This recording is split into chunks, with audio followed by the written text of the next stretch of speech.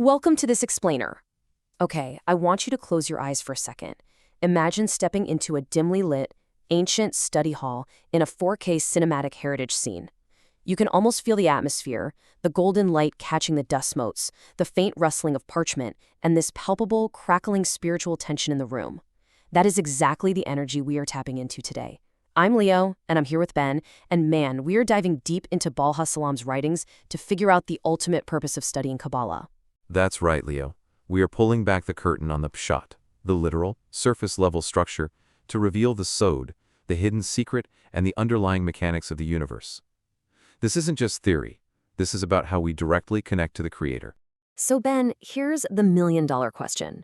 If Kabbalah is literally the soul of the Torah, why is everyone so terrified of it? It's totally natural to wonder that, Leo. For centuries, people have treated this wisdom like a high-voltage power line. It's essential for keeping the lights on, but there's this pervasive fear that if you touch it without the right insulation, you'll get completely fried. In modern tech terms, it's like people think Kabbalah is the root source code of the universe, and they're terrified of accidentally deleting a comma and crashing the whole operating system. Exactly. They think they need a massive firewall. But as the source text reveals, staying away entirely is actually the greater danger. If you avoid the source code completely, you leave yourself spiritually vulnerable and completely disconnected from the cosmic server. Okay, here is our roadmap for today. First, the fear of the hidden. Second, the challenge of physical study. Third, Kabbalah, the direct path. Then we'll tackle secrets versus reasons, the anatomy of revelation, and finally, the key to redemption. Let's jump in. Section 1, the fear of the hidden. Let's unpack this. So, Baal HaSulam outlines these really common excuses that act as spiritual traps. First up, the fear of straying. People say, oh, I heard about someone who studied mysticism and lost their mind. Why risk it? Right. And then there's the exclusivity myth. I'm just a regular guy. This is only for holy people, saints, angels. The biggest one, though? The assumption that just studying the revealed Torah, the physical laws, the Nigleh, is totally sufficient. People think, I've got my physical rulebook, I'm good. But Baal HaSulam calls these out as nets. They are traps of internal resistance, because the ultimate goal of all this study isn't just to memorize facts. It is Tikkun HaAdam, the complete correction of the human being. And you absolutely cannot fix the inner machinery if you refuse to look at the manual. Which brings us to the ultimate target, Lo Lishma. This means studying purely for the sake of the Creator. No ego, no personal gain, just a pure intention to bring contentment to the divine. But let's be real, Ben. Nobody starts there. We all start Lo Lishma, studying for ego, for honor, or to feel smart. That's fine. It's normal. But you have to transition. And the mechanism that flips us from selfish to selfless is called the ma'or, the light that reforms. Right. Let's get into the mechanics. Your desire is a kli, a vessel. The divine energy is the or, the light. If your kli is only built for self-reception, the pure or can't reside there. The study of Kabbalah pulls a specific frequency of light that literally restructures your kli. But if you're studying the wrong way for years and your intention hasn't shifted, Baal HaSulam warns you are spiritually stuck. Moving to Section 2, the challenge of physical study. Okay, let's compare the two approaches. On the left, we have Nigleh, the revealed Torah.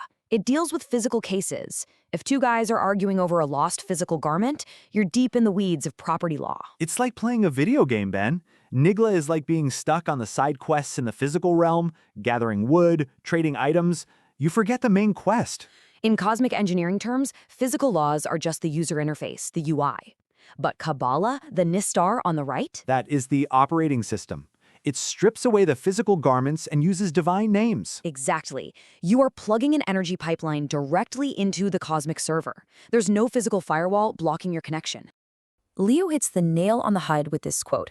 How can one remember the Creator during study? Because the subjects are physical, they cannot come to him with the intention for the Creator at once. Human consciousness is single-threaded, folks. If your brain is maxed out calculating the liability of an ox scoring a cow in a field, you simply do not have the mental bandwidth to simultaneously hold a burning pure intention to connect to the infinite Creator. It's just too much interference.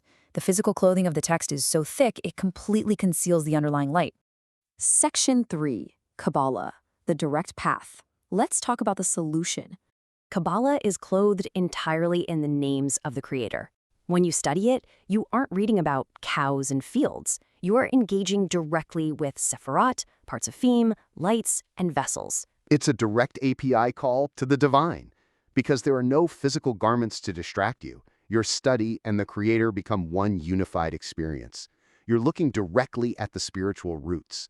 The text doesn't paint an earthly picture in your mind, which allows that light that reforms to beam down on you with incredible intensity. And here is the exact step-by-step mechanism of how it works. Step 1. Achorayim, or concealment. Back to our video game analogy, this is the fog of war. You're walking around in the dark. Baal HaSulam says it's like seeing your best friend from behind. You think it's him, but there's a shadow of doubt. This is our life filled with suffering and confusion.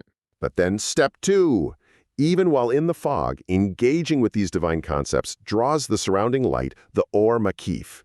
This light literally purifies your intentions. Which triggers step 3, panim, the revelation of the face. The map unlocks. You see your friend face to face, and all doubt vanishes. This is the absolute, unshakable experiential knowledge of the Creator's pure goodness. Section 4. Secrets versus reasons. This is where it gets incredibly profound. Okay, Leo, I know what people are thinking. Wait, isn't there a strict rule against revealing Kabbalistic secrets? Yes, and Baal HaSulam maps this out perfectly by dividing the cosmic structure. Let's look at the Sitrei Torah, the absolute secrets. In spiritual anatomy, these are the first 3 Sefirot, Keter, Chokmah, and Bina. This is the head, the Gar. The rule, strictly forbidden to reveal. In cosmic engineering terms, that is the core processor. We simply do not have the hardware to handle that magnitude of raw power. If you try to bypass the system and access the head, you crash. But look at the second category, Ta'amei Torah, the reasons of the Torah. These are the lower 7 Sefirot, from Kesed down to Malkut. The body, the Zat. What's the rule here, Ben? It is mandatory to reveal them. These are the downstream data flows, the pipelines specifically structured and stepped down for human interaction. It's not just allowed, it's required. Section 5. The anatomy of revelation. Let's break down the actual mechanics of how this data flows. So how does the light get from the forbidden head down into the mandatory body? It's all about tam, which means reason, but literally translates to taste. Right. The text quotes, "The palate tastes the food." Let's get into the hardcore mechanics here. Between the head and the body is the palate, the chach. Because of the tzimtzum, the primal restriction, this palate acts as a misok, a spiritual screen. When the infinite light hits the screen, there is a zavug, a spiritual coupling. The screen calculates exactly what the body can safely handle. It's beautiful. It creates or yashar, direct light, and or hoser, returning light. The light expands into the body, a process called hitpashtut, as tamim, the tastes. And even when that light inevitably departs in a phase called histalkut, it leaves behind rishimot, these permanent spiritual memory codes in your vessel. And these tastes, these tamim, are meant to be consumed by us. If you block them, you are literally starving humanity's spiritual body. And the source is uncompromising here. Quote, "Not only is there no prohibition to reveal them, but on the contrary, it is a great mitzvah to reveal them. The reward of the one who reveals them is great without end." Think about the colors here, Leo. The pure white light of infinite mercy wants to flow down. But if we refuse to study these reasons, we block the flow. That white light gets restricted and manifests as red, the color of din, of harsh judgment. Exactly. If it was truly forbidden, would the holiest sages in history have written massive libraries about it? No way. They wrote exclusively about the lower 7 Sephirots, because it is our absolute duty to reveal them to elevate human consciousness. Which brings us to our final point, Section 6, the key to redemption. Guys, this is where the stakes get real. By keeping the permissible parts of Kabbalah hidden out of misplaced fear, humanity creates a catastrophic spiritual blockage. The text is chilling here. Focusing only on the physical laws without the inner light makes the study dry and lifeless. Worse, it literally causes the spirit of the Messiah to depart. Because the pipeline is blocked. The world is starving for that white light of mercy. When we block the inner study, the energy shifts to red, to din. The text states this directly causes suffering, poverty, and destruction in the physical world. It manifests global judgment instead of mercy. But there is a solution. There is exactly one ultimate key to global redemption, the widespread study and revelation of the inner wisdom of Kabbalah. The cosmic system operates on demand. The light only flows when the lower entities, us, create a vessel and ask for it. When millions of people start engaging with the inner dimensions, it generates this massive, collective, or hoser, an upward surge of intention. And that collective intention triggers the ultimate revelation of the face.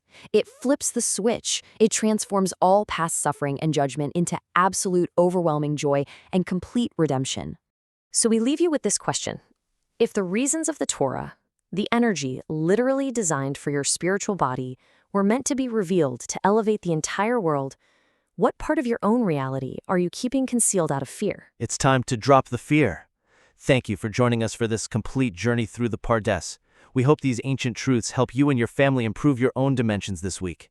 If you enjoyed this full chapter deep dive, please like, subscribe, and share which part of the journey touched your soul in the comments. We'll see you in the next chapter.